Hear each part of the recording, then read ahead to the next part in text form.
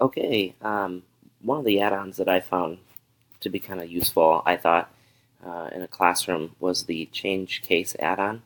I'm going to show you how to get that here real quick. Just go to Add-ons, and I've already installed it, but to find it, just go to Get Add-ons, go up here to the Search, and then it's just called Change Case. And since I've already found it, it auto-filled, obviously. So I'm going to hit that, and it's right here. It's the two-tone blue there with a change case. And since I've got that in already, I'm just going to go ahead and close out. Then with the add-on, what I thought was kind of interesting was that it'll help you change, titles and catch mistakes here. Like I've got the book title, The Outsiders.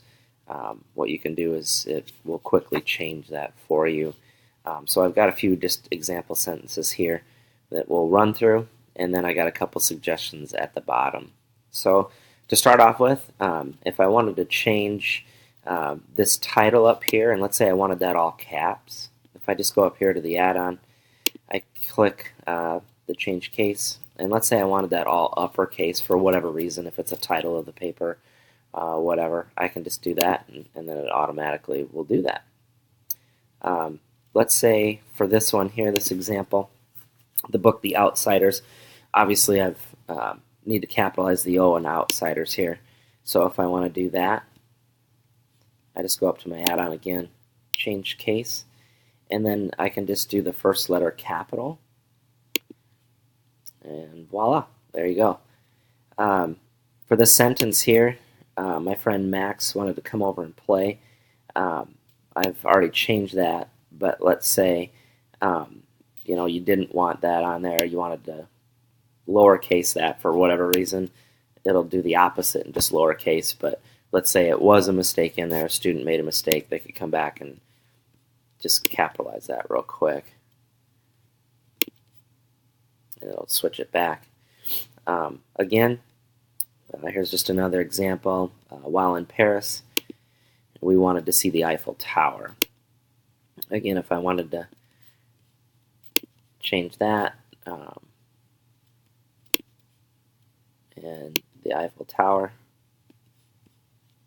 we'll just go up here and do that, and then it automatically does that. And you can see I've got some other examples here of that, but I don't want to run through all of those, but just for some practice, you can do that. And there's some other options on there too. You could do all lowercase, all uppercase. So I'm just going to change that there. Let's say a student made a mistake and did it all uppercase.